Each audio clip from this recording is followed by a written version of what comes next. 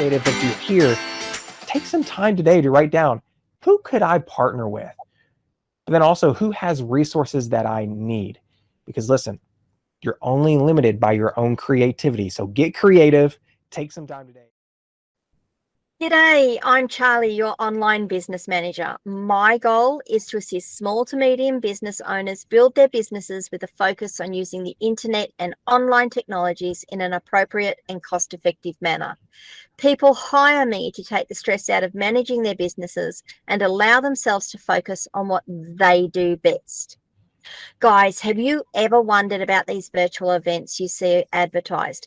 Maybe you've even attended one. Have you ever wondered how they might be able, or how you might be able to use that approach in your business? Today's guest is Michael Tucker. He's going to talk to us about exactly that thing. He's going to share his secrets for running successful virtual events and how small businesses can leverage that. G'day, Michael. Thank you so much for being on the show. Thank you so much for having me. I really appreciate you being willing to carve out time for me. So I'm excited. Look, my absolute pleasure. Look, I've given you a bit of an intro there. It's not much of one. We don't know much about you. So why don't you give us a bit of a helicopter view as to who Michael is, how you came to be doing this, and the sorts of things we're going to be talking about today. Yeah, I would love to just start out by saying that my story is not a short one. Okay. So my story on how I got into this industry is not a helicopter view, because I never expected that I would be here talking with Charlie and you all today about virtual events. And I know we're going to have a great conversation today. I'm excited. And my main goal is that you leave this conversation knowing that you need to implement a virtual event strategy into your business, because I'm passionate about it. And after running hundreds of these events, literally hundreds, I found that it expedites the sales process and expedites the time that people go from not knowing you to knowing you. So if you want to dive deep into my story, I can do that, Charlie, but just know that my story is not one that's very quick, because how I got into this is not what you would imagine. I think rather than getting into the weeds of that straight away, because I'm always interested in those stories. I think origin stories are fantastic. I think we might probably get to that as we're going through things. Right. But can you tell us where you started and very quickly how you've ended up here today?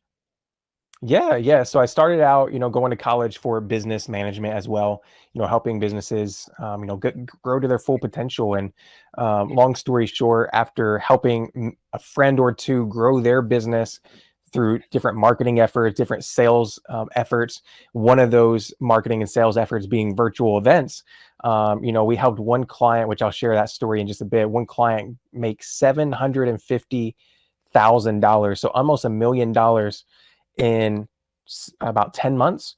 And from there, my eyes were open to what was possible on the internet, what was possible whenever it came to virtual events. And so what led to us growing a friend's business led to us now operating a marketing agency where we run virtual events for our clients on a daily basis. And so I never expected to be in this space, but now I am, and we own a full staffed agency where we run virtual events for our clients. Okay, well, that sounds fascinating. So you are a business major, you said, marketing major? Yes, I did go to school for business. Like many college students, I didn't, and this is sad to say that many college students nowadays are graduating not really knowing what they want to do, but that was me. That was about 2017. I got out of school and I said, got this business degree, but now what, right? Because I loved business. I just didn't know where I was going to fit in. And so I did graduate though with that business degree on this journey saying, where am I going next? Okay, cool. So you've got a business degree and you didn't know where you want to go. So I think a lot of my listeners sort of come from the other view of that they've got these skills, or we're going to go into business, and then don't know how to market, don't know how to get their customers. I'm not even going to go into the operational side of it. Sometimes they've got that, but the marketing, the sales, the how do they get eyes on the products, bums on the seats, people through the door is a really, really key point, and that sounds like something that you've had to deal with. So talk to us a little bit about virtual events, what they are. When you say virtual events, what do you mean? And maybe can you tie that back to how a small business could use one? Yeah, 100%. And there's many different types of virtual events out there, right? And you all have seen ads, you've seen marketing for many different types of webinars or online seminars. Some may call them master classes, but there's many different types of virtual events out there.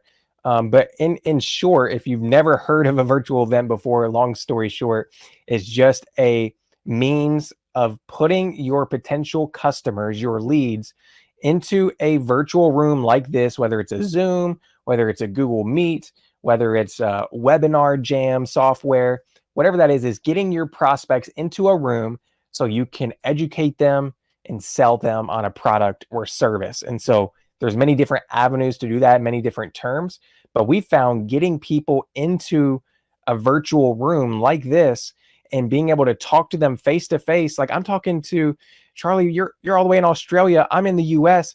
Like, there's no better time than now in the history of the world to sell online. And I feel like virtual events are the best way to do that. Why? Because you can get somebody in a room and you can spend 60 minutes with them, 90 minutes, maybe even a few days with them, and expedite the amount of time it takes to build rapport with that person. And so we see all the time individuals coming in, they never ran virtual events before, and they implement it, and they grow their brand, they grow their community so much faster because they're building trust faster. And so many different kinds, but just know it's getting your prospects in a room virtually like this so that you can educate them, add value to them, and sell your services. Does that make sense, Charly? It does. It does. And that then raises the question for me. I've been pulled into things like this where, you get it, come along to my masterclass, come along to this, and it's just 1 hour long sales pitch. It's one rah-rah session about, this is my product and it's great and you should buy it, and if you buy today you're going to get 10% off or 50% off and you get all these bonuses, but wait, there's more. Type approach. Is that the sort of thing you're talking about? It sounds like you're actually talking about something a little bit more than that. Yeah, and I think that's where the misconception comes about, because yes, it's the same thing, but then again, it's not. So let me explain this. The industry is now saturated. The internet is now saturated. A lot of people are doing virtual events. And you may think, Michael, then why are you talking about using virtual events if it's flooded and it's saturated? Because it's saturated with people who don't know how to sell online and spread their message online well. There's a lot of people just thinking they run a virtual event and they just get on there and sell, when in reality, a virtual event, in my eyes, is a transformational experience that you're going to walk your potential customers through.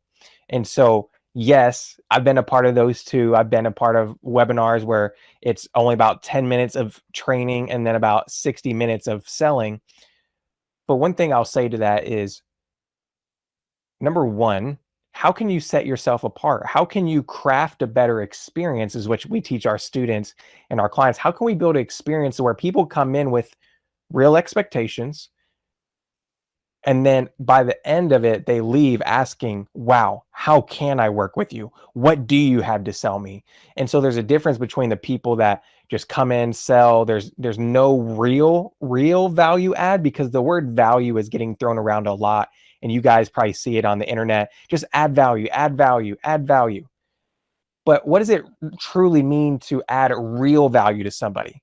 That means you truly know their pain points. You truly know what they need and what they want. And you build curriculum and training in a class to help them overcome that pain, get to that solution. And when you craft the messaging and you craft an event the right way, you're not one of those people that are just looked at as a pitch fest. You're someone who looks as a leader and an authority. And so we teach our clients a little bit differently, and we say, hey, how can we create transformational experiences for people over pitching experiences for people. So I agree, though. I mean, I've been on many of those, so definitely a valid point. Oh, and look, and you said something there that made me think about, well, this is just an experience that's unique on the internet. It isn't. Anyone who has walked onto a used car sales lot has probably had a similar experience. This is not a unique experience just for the internet. There are many people who don't know how to sell. They don't know how to connect with their clients. They don't know how to actually add the value so that people want to deal with them and only them. They just feel they've got to sell, sell, sell, sell, sell. So that's a reasonable thing. Sorry, I lost my train of thought. So give me 30 seconds. It will come back to me. It happens.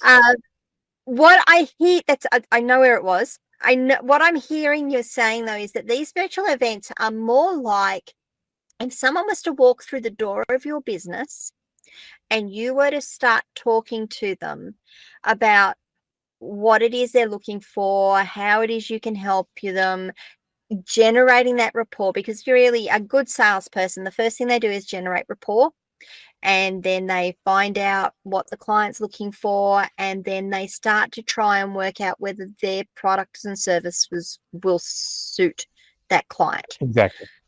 Sounds like that's what you're actually pitching here, or you're talking about here, not pitching. Sorry, that was a terrible word. I do apologize.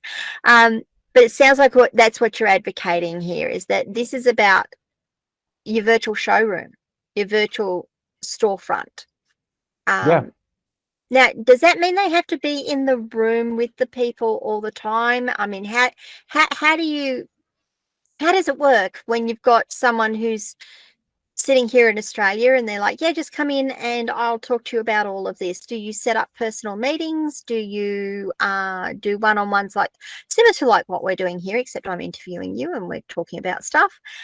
How does it work?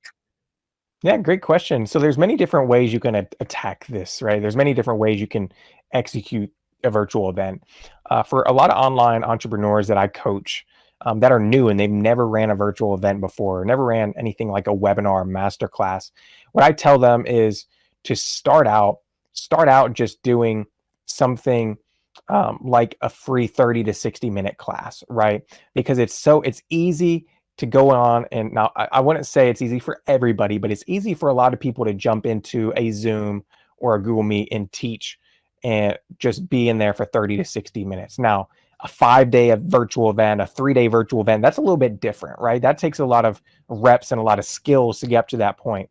So I personally like to encourage people to start out with a 30 to 60-minute masterclass, maybe even 90 minutes if you want to stretch yourself, and go in and just teach. Spend the first or second time, just invite your audience in and truly add value to them. Truly show up and give what they need, and take that feedback, take what you did that first time, and then change it the second time, and improve this the third time, improve the fourth time, and get really good.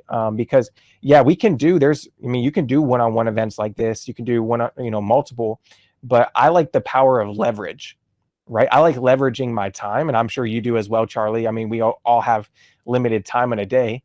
So I like leveraging my time, and one form of leverage is getting as many people into the room as possible and speaking one to many, having me, the presenter, speak 1 to 20 people, 1 to 30 people.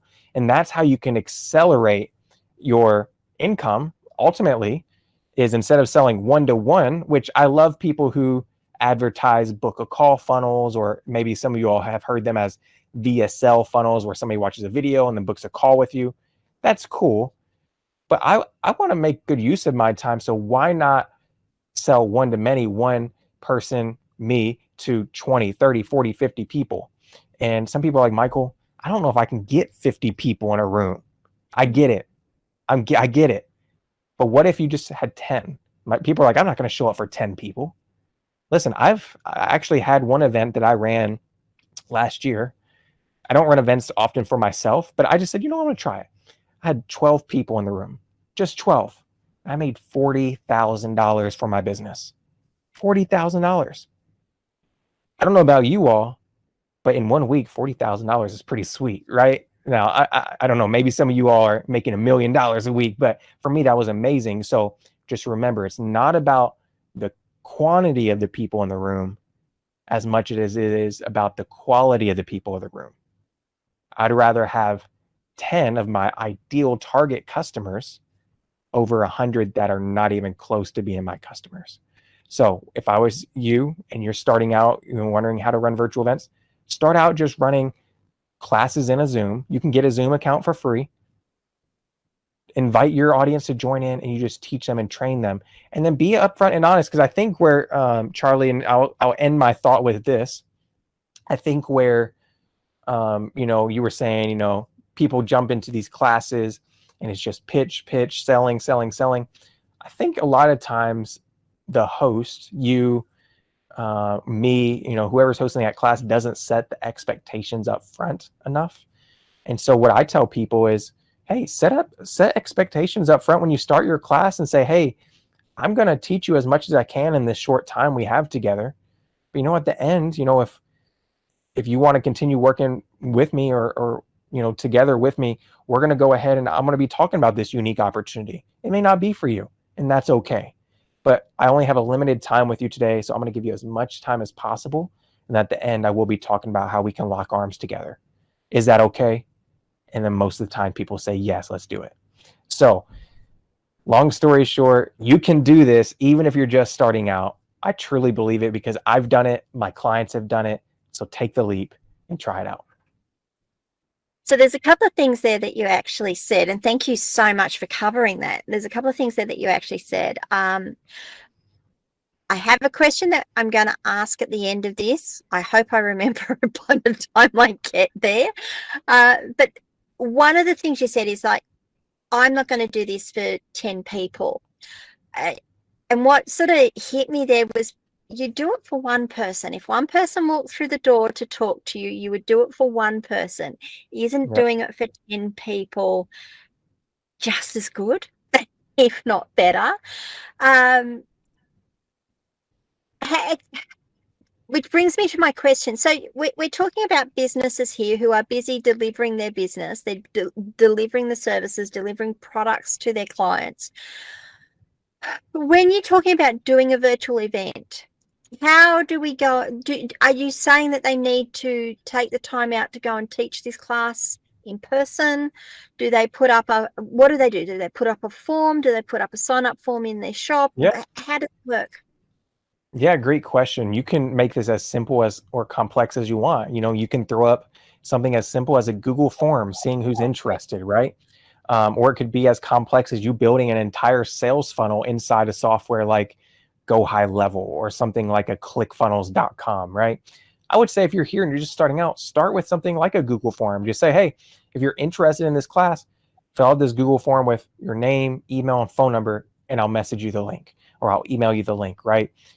Maybe you don't even want to go that simple. Maybe you don't even want to take time to do that. Just post it on your Facebook, the link to the Zoom. Hey, I'm going live on this class at this time and this date. Here's the Zoom link. And guess what? In Zoom, you can set up, there's a feature to where people they have to register for that Zoom meeting. Like inside of Zoom natively, there's a setting where it collects their name, email, and phone number. So there's no excuses. And I think Zoom even sends them reminders as well. So just start out there and shoot that out to your audience. But if you're asking, well, do I have to take time out of my busy week, out of my busy month to do this? Plan ahead, build it into your calendar, because this could be a great marketing and sales strategy for you. That's what my clients do. They say, okay, I'm going to do this once a month, or they say, okay, I'm going to do this once a week. You can do it as much as you want. Just look at your schedule. But I'll say this, the good thing is if you have a good virtual event, which is getting a little bit deep, if you have a good virtual event that you run 1 or 2 times live and it converts, it gets people booking calls in your calendar or purchasing your product, maybe you set it up to be a recording. We call those evergreen trainings. Evergreen meaning that it can run without you, right? Which is the ultimate leverage, again, of your time, is when you have a training running on your behalf. And there are softwares out there that you can pay $30, $40, $50 a month, all the way up to $100 a month, that you can set it up to where every day at 7 o'clock, this training is going to play. It's my recording. It's going to play for me. And you all, You put that on your website, you could have people visiting your website every day, opting in, thinking that it's live, when in fact, you and I both know that that was shot 3 months ago. So that's the ultimate leverage. That's how you can get started. Now, I love a couple of things you said there, and something that actually came to mind as you were talking about it, though, is that when you're running these virtual events, they don't have to be done during your business day. So Right. if you've got a point, and I'm actually thinking about, you know, clients that run shop fronts and they've actually got to be out in the field or on the ground doing things during the day. This is something that they could spend an hour doing one evening during the week, get people in. And what that also does is that then gets their target audience at a time when their target audience isn't also busy during doing their Right. thing as well. You can actually, you've now just increased your window of opportunity to talk to people. You've multiplied that opportunity, maybe by 5, maybe by 10, maybe by 100 if you get 100 on the call. And now you've got content that you can use as well, and that you can also then break up into blog posts and videos and shorts that you can start putting out onto your social media. Is that an appropriate way of looking at it as well? Yeah, 100%. I would definitely say you were on point. I mean, just think that you have the flexibility to build this out as however you want, right? It's not they have to be at this time each day, this time each month, or this day of the month. It can be totally flexible. And I'm going to be honest, your industry is different than my industry. So you may be targeting mothers, right? Well, what you would have to ask, when are mothers going to be the most free?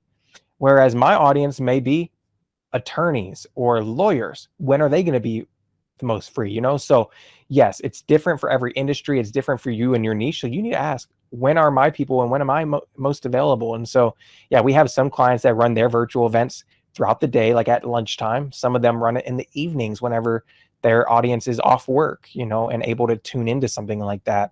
But yeah, so I definitely would think you're on point. Awesome. Okay. There was something else that came up. It will come back to me. I am absolutely sure. How? I know what the question was. I remember now. I had 2 questions come up all at once, and then I've got to separate them out. What sort of content would you be delivering in these virtual events? Let's say you've got a shop owner that, well, let's say they sell widgets, and these widgets do X, Y, Z. What sort of masterclass or what sort of information could they be delivering in their virtual events? Yeah, great question. I think the content's going to be a little bit different for everybody, but you need to ask yourself, and this is what I tell people, is ask yourself, what do your clients truly want? What is their dream destination that they want to arrive at?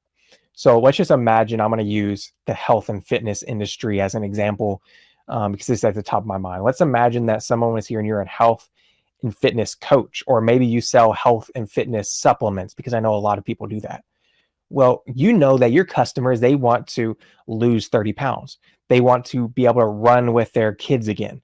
They want to be able to hike up a mountain without being able, without having to stop, without having to get out of breath, right? They want more years at the end of their life, right? They want extended a lifetime. So there's a lot of different things. So you have to ask, what do they want, right? And so if we were to look at a line, they're here at one side and their goals are here at the other.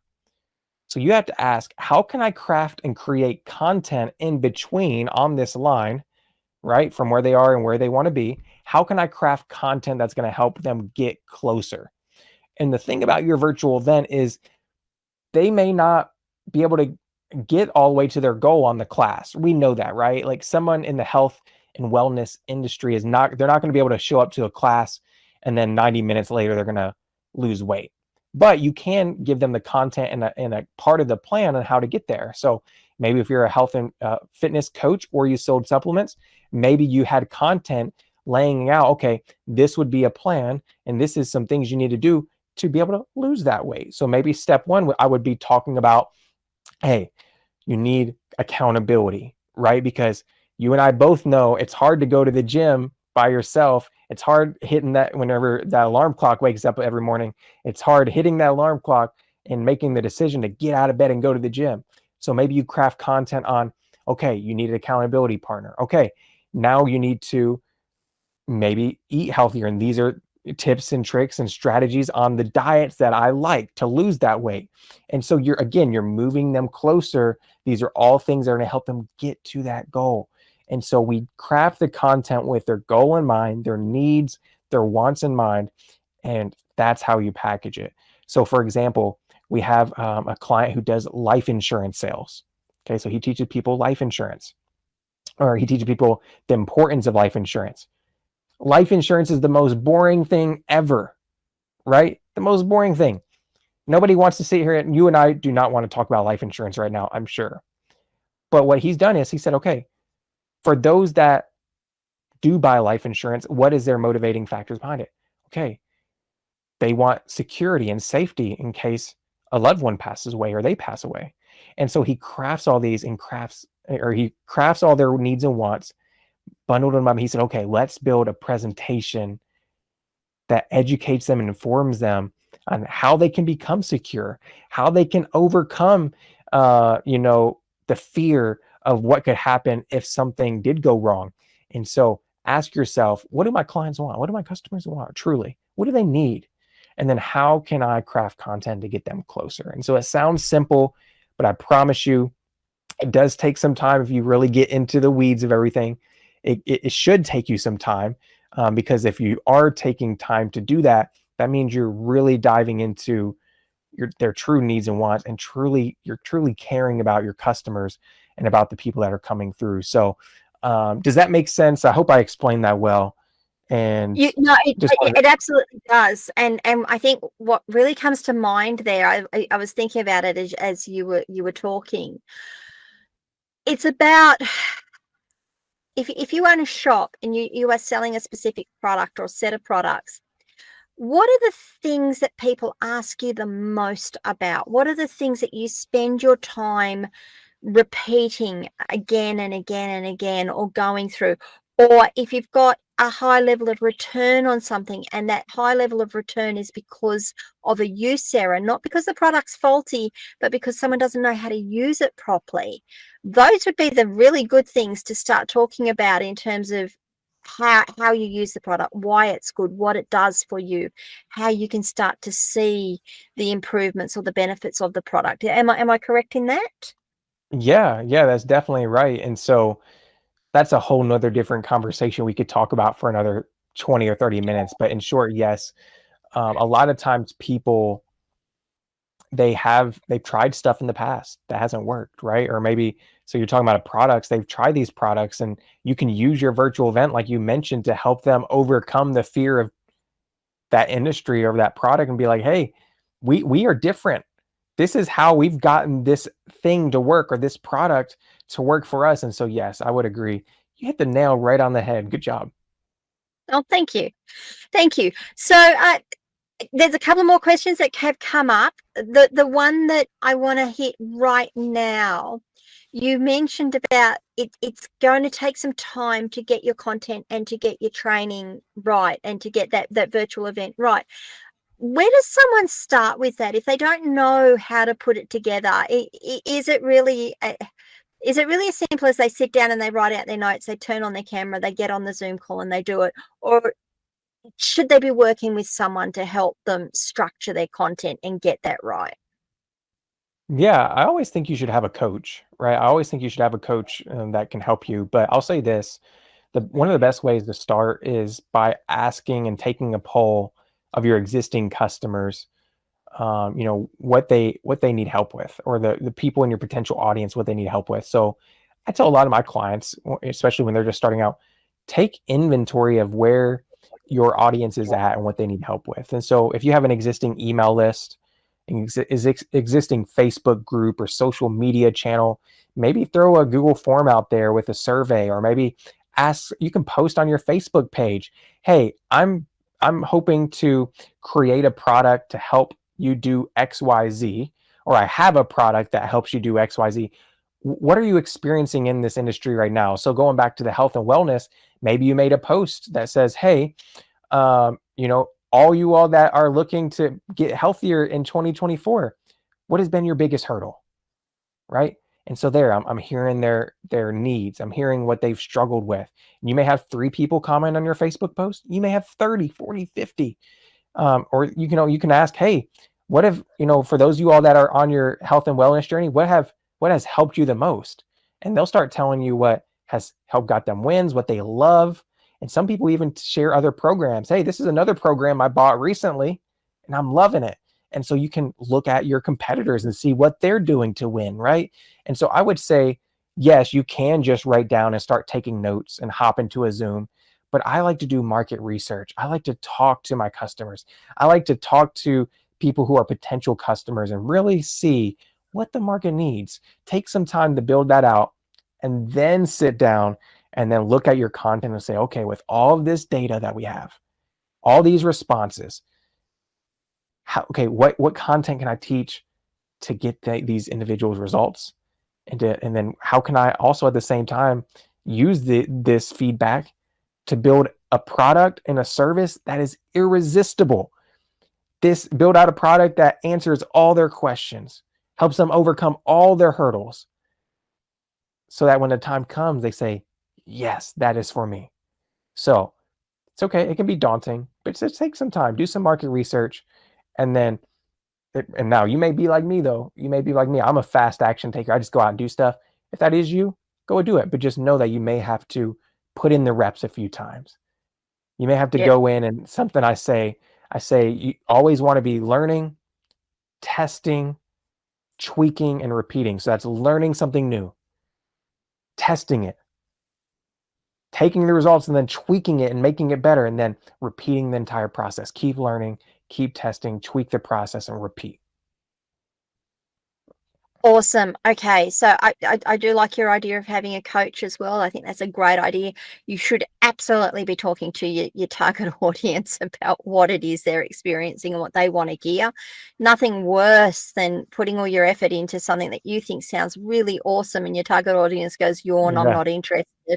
And that's the last thing you want when you go in a virtual event, is to be talking about something and people are like, what do you do? What do you even mean? Right. So yeah, I would agree. All right, so a couple of other things here that I have some notes on. One is you can partner with people. So like if you don't have a target audience for yourself, or you've only got a small audience yourself, you can actually increase your audience, can't you, by going out and talking to other people in a similar or aligned industry and maybe leveraging their audiences. Yeah, 100%. And actually, that's how we first started. Whenever I, first got into this industry, I got out of college and I was trying anything and everything to make $1, Charlie. I was like, if I seen a Facebook ad with a business opportunity, I tried it. Like stock trading, drop shipping, anything, I tried it. And one day, one of my friends came up to me and he said, hey, how about you get into real estate? Now, I'm not going to get into real estate entirely in this podcast, but I said, yes. I said, let's try it. But I told him, I said, David was his name. I said, you know what, David? I don't have any money to get in real estate. And I think money's for rich people, right? And he was like, no, I can show you how to do it with little money, little credit. He's like, let me show you. I said, well, David, I don't think you understand. I have no money. And so what we did is we worked out a barter, okay? I said, David, I'll work in your company for free if you coach me in real estate. And he said, okay, let's do it. So we shook hands and we went to war together. I was working in his business. He was coaching me every week. But the only thing about David was in his business is he was in that same scenario. He didn't have an audience. Now, when I say he didn't have an audience, he didn't have a big one, okay? He had 300 or 400 people on Facebook. He had, I think, less than 100 emails, maybe like 50 emails. He didn't have money for marketing. He didn't have any money for marketing. And so how do we grow that to $750,000 in 10 months? Exactly what you said. You see, you don't have to use your existing audience or if you don't have an audience, you don't have to rely on yourself. You can leverage other people's resources, and you can run virtual events to other people's audiences. And that's exactly what we did, Charly. All that $750,000, I think 720,000 of it came from other people's audiences. And what we did is we said, hey, who has the audiences that complements our product? So we had an amazing product. We said, who has an audience that complements it? We found them, and we built a win-win-win scenario. You're like, Michael, what's a win-win-win? I've heard of a win-win, but why is there another win in that statement? We said, hey, how can we build this offer and this partnership to be a win for us, a win for the individual who had the audience, but then a win for their audience as well? Because if we can add value to their audience, it's going to make the other individual that we partnered with look like a saint, look like someone that was amazing. So we did that, and we did that over time. I still work with David to this day, and we've done it probably 10 to 15 times, and I've generated over $1 million through other people's audiences. So ask yourself right here today, who do you know that would complement your services? So for example, if you are a health coach, ask yourself, or you sell supplements, who would be your ideal partner or joint venture individual? That could be someone who owns a gym. That could be somebody who was a nutritionist. That could be somebody, you get the gist, right? For us, and I work with a guy who is in wealth planning. For him, what he does is he partners with people that complement his niche. So it may be like real estate investors. He partners with people that have networks of real estate investors because he's in wealth management. Investors normally have a lot of money. And so he runs virtual events to other people's audiences with those real estate investors. So get creative. If you're here, take some time today to write down, who could I partner with? But then also, who has resources that I need? Because listen, you're only limited by your own creativity. So get creative, take some time today. And you just opened up one of my favorite topics. So I'm glad you asked that question. Oh, look, thank you. And I actually just want to sort of go back to my early days in sales and sales management. I actually ran retail stores, like bricks and mortar retail stores. I'll never, ever, ever do that again. But I did it for several years. Wow. And we were selling retail DVDs. It was before DVDs became the mainstream items. Well, now they're no longer, are they? Because there's streaming. But Right. retail DVDs. And what we ended up doing was going to the coffee shops and the the food shops and saying, hey, listen, we're going to give you some vouchers that you can give out to your customers when they buy X number of dollars worth of food or beverages. They come out down at our store and they get a discount because they've spent money at yours. You give us similar, and when they spend X number of dollars with us, we'll give them a voucher to come up to your store. It was fantastic. We were sending people back and forward all the time. And like for the food stores, it'd be like, well, if they buy, let's say they buy $20 worth of donuts, well, come up and grab their DVD. They can go home, sit down, have their donuts and watch the DVD.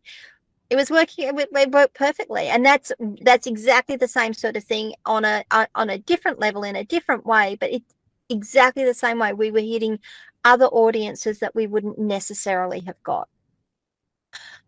Okay, yeah, so that big number that you keep talking, that 750,000, was that done selling items that were 10 and $20, or did you have an upsell process through all of that? I'm imagining you had some form of upsell.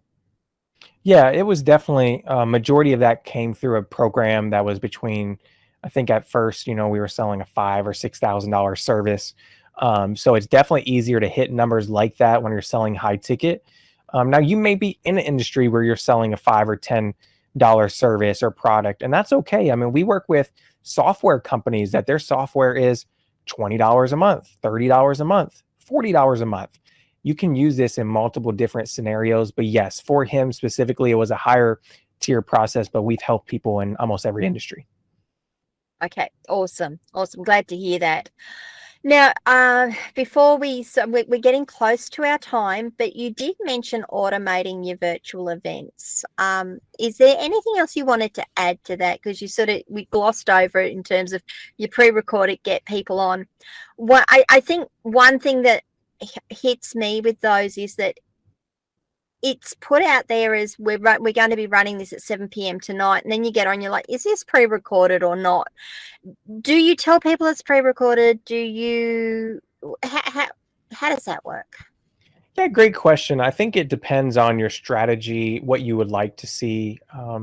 So there's many different types, right? So sometimes for our clients, if the recording is not set up, let me say this: if the recording is not set up in a way to where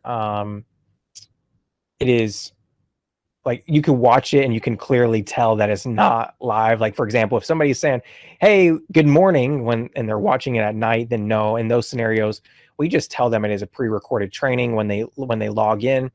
But if we do something every night at 7 o'clock, most of the times we don't advertise it as a live event. We just say, hey, join this training tonight at 7 p.m. We never say it's live, but we do. A lot of times we have there's softwares out there that make it feel live with the comments. You can upload comments from past webinars into it. And so, yeah, that is a scenario, and some people don't like those. But a lot of times we don't advertise them as live. We just call them recording, or we call them trainings that people can opt into. And a lot of times we'll let them choose their time, right? We can say, hey, you can watch this at 3 o'clock, 4 o'clock, 7 o'clock, whatever time works best for you. We'll send you the link at that time so you can watch it. So I think it just depends on the recording and your strategy, but there's many different ways you can do that. Awesome. Okay, look, thank you so much. Now, I just want to give a call out here to my community. I have a locals community, askcharlyleetham.locals.com. Being a business owner can be tough. Being a business owner who works remotely can get lonely and frustrating.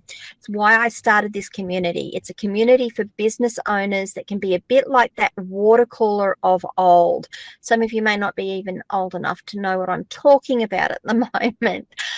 The idea is that it is a place for you as business owners to gather. It doesn't have to take a lot of your time out of your day, but you can talk to each other, you can ask for inspiration, you can gain inspiration, provide inspiration, advice. You can even just have a vent about how bad your day is going, or you can celebrate your wins when there's no one around to celebrate your wins with you. So come on over and join me at askcharlyleetham.locals.com. Now back to us. Michael, thank you so much for sharing really so much information with us today. Can you tell us how people can get involved with you and what sort of services you can offer and how you can help people? Yeah, I mean, first off, we have multiple different ways you can work with us.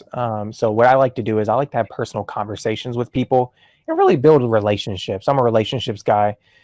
So, if you want, we have done for you services where we actually run your events for you.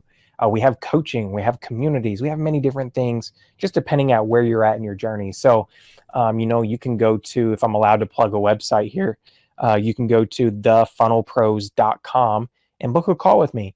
That goes straight to my calendar, not anybody on a sales team or anything.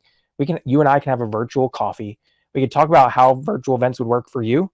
And then, if I'm a good fit, we'll talk, or if I feel like you're a good fit, we'll talk about, what it takes to work with us. But more than anything, I always tell people, I just want to have a talk with you and then give you some actionable steps you can take on that call. The goal is that you have 2 or 3 things you can implement immediately after that call. And then if I feel like you're a good fit, we'll talk about what that looks like. But you can go to thefunnelpros.com. Awesome. I'm actually going to make sure I've got that down in the show notes. Can people connect with you on any of the social media platforms? Do you have a following there? Yeah. So I'm on Instagram the most. You can find me at officialmichaeltucker.com. That's official Michael Tucker. And I'm there across all platforms.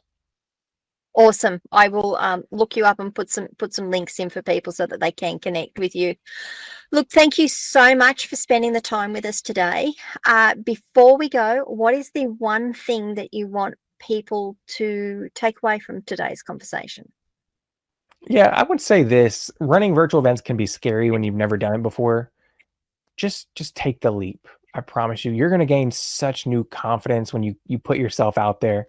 In the first event, you may only have 5 or 10 people show up, but just know it's a learning process, and it's really a skill you have to build. Public speaking and selling and getting in front of people. But I promise you, you'll gain a whole lot more by actually doing something and taking that leap and trying something new than if you had not. And so my last piece of advice is just go out there, do it fast, do it imperfect, just find a way to do it. And I promise you, you'll be glad you did. Fantastic. Look, thank you, Michael. Thank you for all of the time you've spent with us. I wealth of information. I will make sure I've got a whole heap of information in the show notes below, guys. If you've got any comments, if you've got any reviews to leave for us, I would love to see them. Please leave them below on comments. Send me a PM, whatever. I'm open to it. Also, please remember to like this video, subscribe to the channel, and ring the notification bell so that you find out when we drop more content. And we will see you next week with another fantastic guest. Thank you so much, Michael, and thank you everyone for listening in today. Thank you. Have a great day. Bye-bye.